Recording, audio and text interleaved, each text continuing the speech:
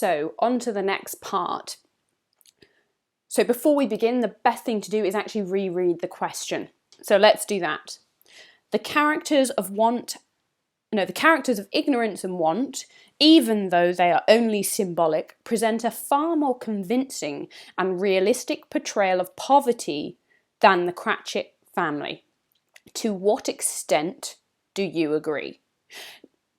Right, so now that we've gone through each individual word, the key words in this question, this statement that we need to discuss and their individual meanings, now we need to look at how this question links together. Think about, what is this question asking you?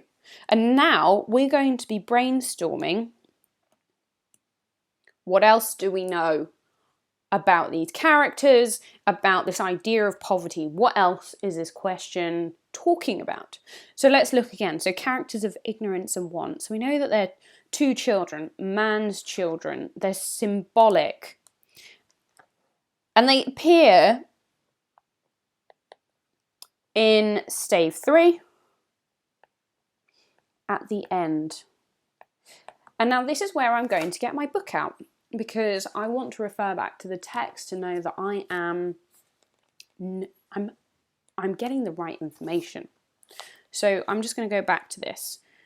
So it says here, from the foldings of its robe it brought two children, wretched, abject, frightful, hideous, miserable. They knelt down at its feet and clung upon the outside of its garment. "Oh man, look here, look down here," exclaimed the ghost. They were a boy and girl, yellow, meagre, ragged, scowling, wolfish, but prostrate too in their humility. Where graceful youth should have held their features out and touched them with its freshest tints, a stale and shrivelled hand, like that of age, had pinched and twisted them and pulled them into shreds. Where angels might have sat enthroned, devils lurked, and glared out menacing. No change, no degradation, no perversion of humanity in any grade, through all the mysteries of wonderful creation, has monsters half so horrible and dread. So it's right at the beginning, right at the end of stave 3, and the ghost of Christmas past brings them out. And I want you to think, what's his purpose, or its purpose? What is the ghost of Christmas past's purpose for bringing out these children? And if you look at the descriptions, he describes them. So it's a boy and a girl, and I believe from, let me see, the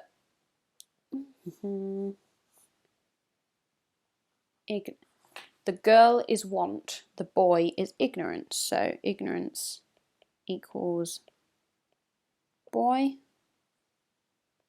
want equals a girl. And the descriptions of these children are, well, they're not very nice, to be honest. They're describing them as yellow, meagre, ragged, scowling, wolfish. But, and here's a contrast, prostrate too in their humility. So let's look at what this means. Oh, he also, just previous, when it says, from the foldings of its robe it brought two children, wretched, abject, frightful, hideous, miserable. It is saying that these children, so the descriptions are pretty horrendous. In a way, the children are forgotten, dirty, potentially, well, yeah, by ragged clothing, you'd assume they're dirty too. I mean, he's saying they're hideous, so ugly. And it makes you feel that you don't want to associate with them.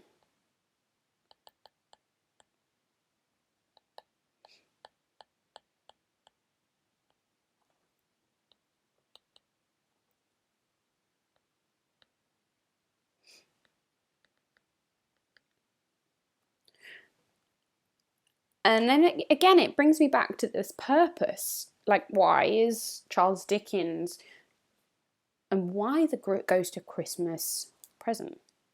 Not past. Let me just correct that.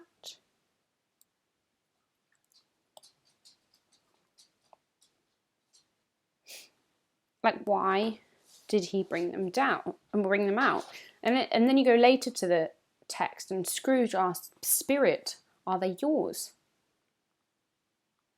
And then the Spirit replies, they are man's, said the Spirit, looking down upon them. And they cling to me, appealing from their fathers. This boy is ignorant, this girl is wont.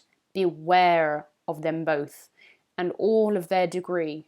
But most of all, beware this boy, for on his brow I see that written which is doom, unless the writing be erased. Deny it, cried the Spirit, stretching out his hand towards the city.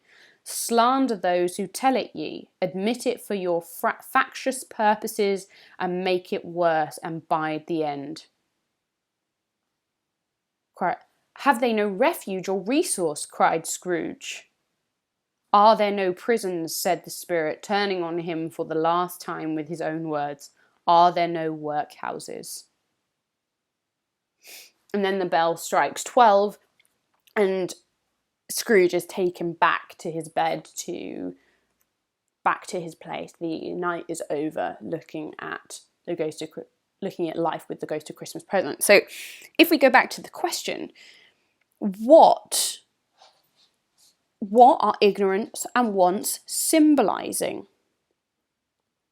So here, we want to know, even though the statement has assumed the characters of ignorance and want, even though they are symbolic, present a far more convincing and realistic portrayal of poverty than the Cratchit family, you want to know, well, what is it that's symbolic about them?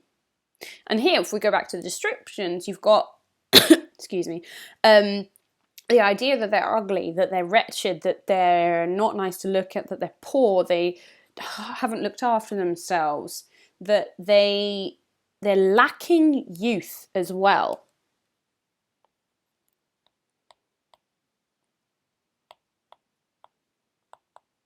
And then there's a contrast where Dickens says that although these children are really quite miserable, they are prostrate too in their humility. And this is a contrast here, because it's saying that even though they're forgotten, they're dirty, they're ugly, they're miserable, they have a sense of restraint, of being basically the opposite of egotistical. They know their own inabilities, their inequalities. They're quite modest in a way. They are bowing to what's happened. So here there's a contrast, because even though yellow, meagre, ragged, scowling and wolfish, because if you've got the idea of scowling and wolfish, you think of angry, you think of all these ideas of angry. And then Dickens says, well, no, they're not angry. They're prostrate too in their humility. They understand themselves. So I'm going to quote that. Prostrate. Where is it?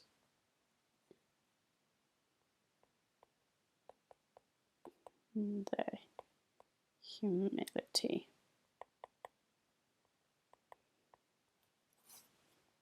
And I'm writing down a page number so I can find it again.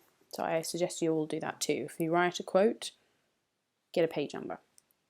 Okay, so what is it that's symbolic about it? Well, let's look at this idea that Dickens is saying that the boy ignorance is the one that you should be all aware of. And if we look back at our definition, ignoring, avoiding knowledge, refusing to see, So in a way, it's this ignorance, this boy, is you must be aware of one's own blindness. And it means this, it's symbolic of this, because the children are man's. And when Dickens says the children are man's, it means that they belong to mankind. They are the representation, or the, not even representation actually, they're symbolic in their representation of how people are producing poverty through their inability to see what is there. And actually, the thing you need to keep in mind of is the context in which Dickens wrote. Actually, I need to find space to write more of this. So let's think. Actually, I'm going to put context in purple. So, context of this time. And the context is the Poor Law of 1838. Let me just double check.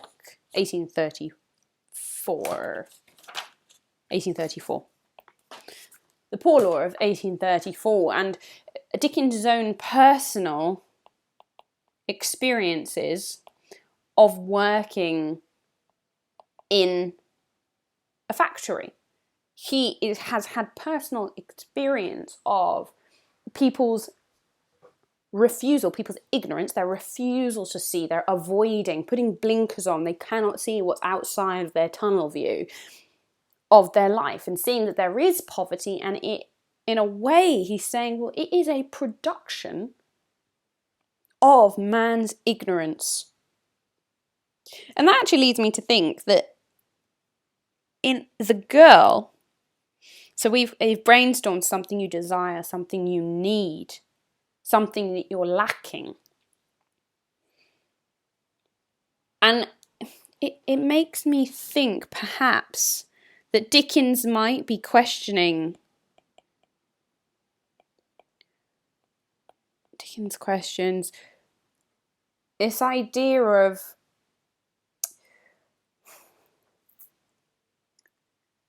lacking morally, but also physical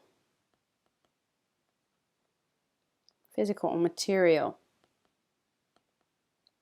want.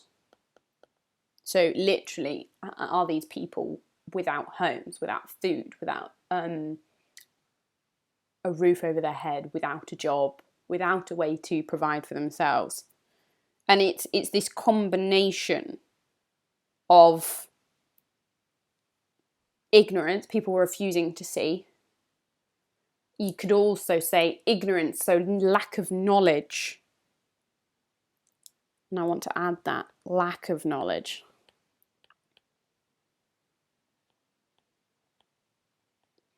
On the part of the poor, perhaps.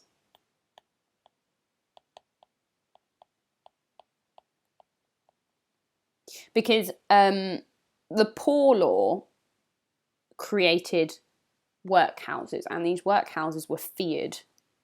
They were not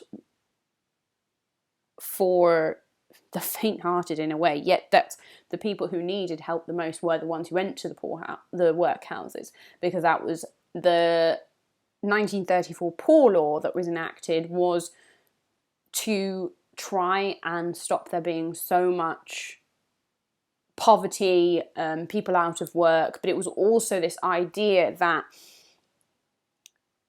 poverty was it wasn't a social problem, it was a character flaw. It was, if you had a weak character, you were poor.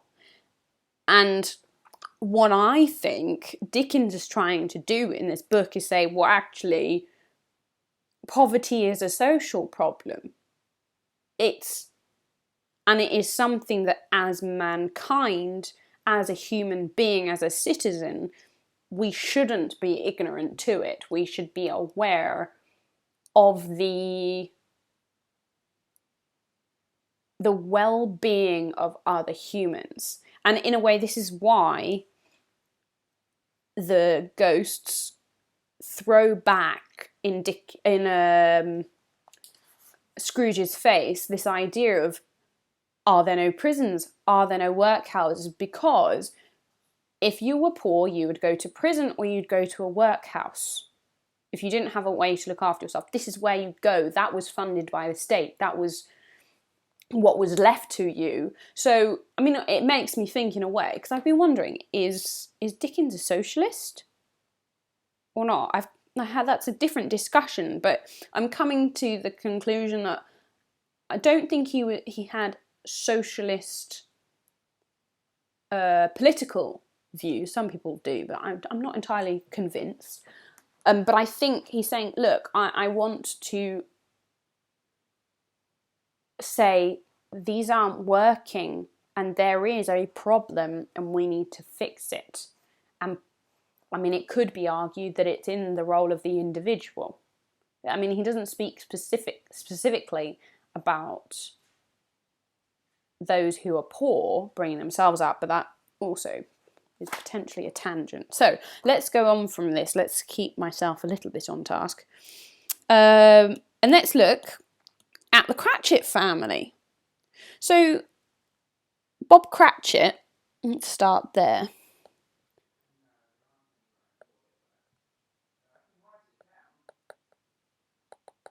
So Bob Cratchit is Scrooge's clerk.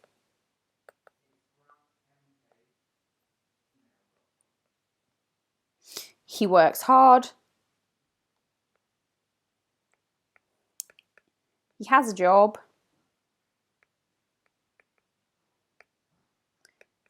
He's a good person, from what we can gather. He looks after his family.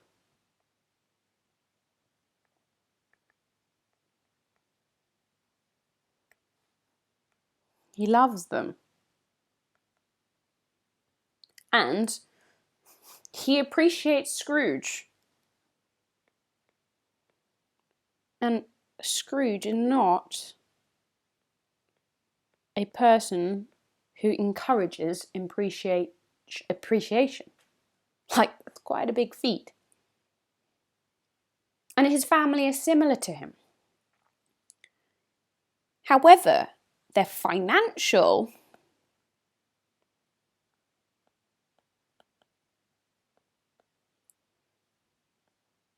they don't have enough money to support themselves. They have little money.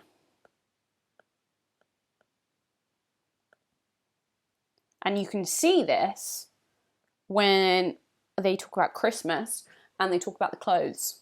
So they don't have new clothes for Christmas. They don't have fancy clothes for Christmas. They have something that's worn out. So worn out clothes. It's not in fashion. It's just the best they can do with what they've got. Same with the food.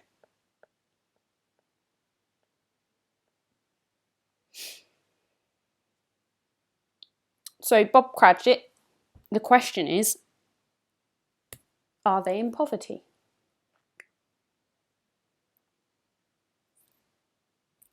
That will require more research. That will require more going back to the book to really determine. But now we need to go back to the idea of convincing and realistic. Because now it's a comparison contrast. We want to compare, are the characters, the children, ignorance and want, symbolic though they are, from Scrooge's visions, are they more convincing, a realistic portrayal of poverty than the Cratchit family?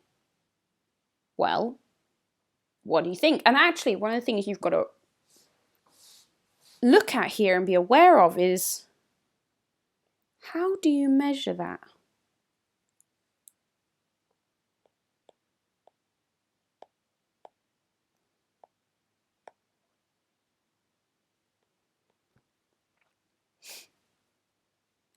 What is a realistic and convincing?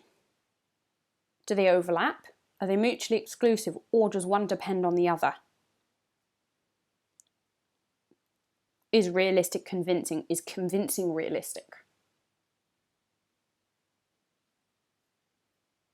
That's something to think about. And I think there are problems with that. And if we go back to these definitions, and this is why we do the definitions, is to have an understanding of the words. Is, well, realistic something truthful, something in line with reality? Is it objective? And then convincing, persuasion. Are you persuaded of it? Do you believe it to be true or believable? Is it realistic, truthful, trustworthy?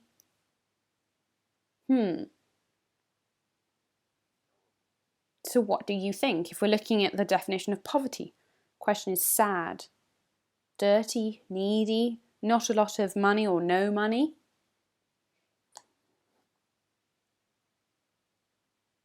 Think, who has poverty? And is poverty material, emotional,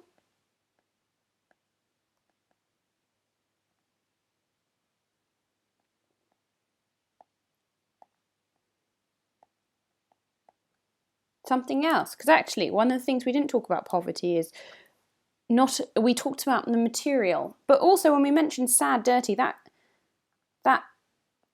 points to the emotional. Dirty points to the material. Needy can point to both. Not a lot of money, that's material, that's financial. Because one of my students actually, interestingly, asked the question, well, because we were talking about poverty as a theme in the story, and he said, well, could you class Scrooge as being poor, as having poverty? Because emotionally he is, well, devoid of agreeable emotion. He's not happy. He doesn't want to be happy. He doesn't enjoy what life has to offer, and he has created, if you remember back to the Ghost of Christmas Past, he has let go, he has expelled the good things from his life. So could he emotionally be poor? So if you're thinking about this, how are you going to measure what is convincing and realistic of poverty?